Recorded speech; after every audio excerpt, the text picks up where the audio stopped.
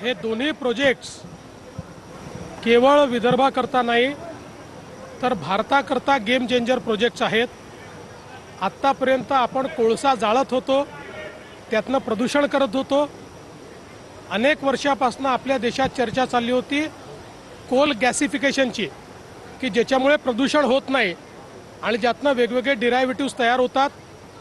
आज त्याचे 7 प्रकल्प एकूण देशामध्ये भारत सरकारने मंजूर केले आहेत। या 7 पैकी 4 प्रकल्प हे आपल्या विदर्भात मंजूर झाले आहेत। त्यातल्या 2 प्रकल्पांचं भूमिपूजन आपण आज या ठिकाणी केलेलं आहे। विशेषतः न्यूएरा क्लीनटेक हा जो प्रोजेक्ट आहे त्या ठिकाणी कोल गॅसिफिकेशनपासनं जे काही आवश्यक केमिकल्स आहेत किंवा कार्बन कॅप्चरिंग आहे हे केलं जाणार आहे।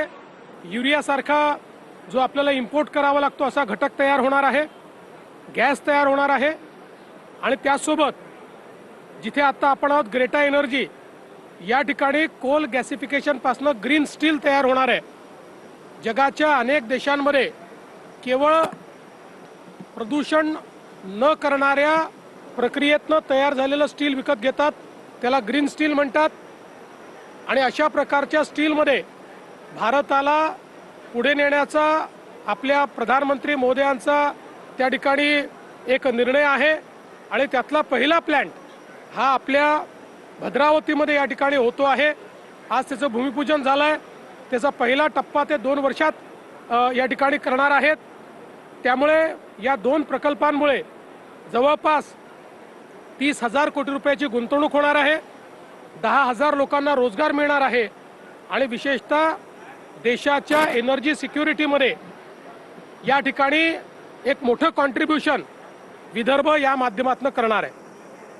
युद्धामुळे कुठेतरी संकट जाणवत आहे, त्या सिलेंडरच्या लोकांनी रांगा लावल्या काय सांगा? असं आहे की काही पक्ष आणि विशेषतः काँग्रेस पक्ष जाणीवपूर्वक लोकांमध्ये भीती तयार करून त्यांनी रांगा लावाव्या असा प्रयत्न करतोय।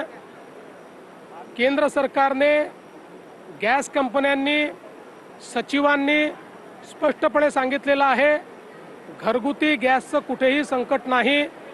जेवढे महिन्याला आपल्याला लागतात तेवढी डिलिव्हरी आपण दिलेली आहे। त्यामुळे कोणीही या ठिकाणी चिंता करण्याचं कारण नाही आहे, विनाकारण रांगा लावण्याचं कारण नाही आहे।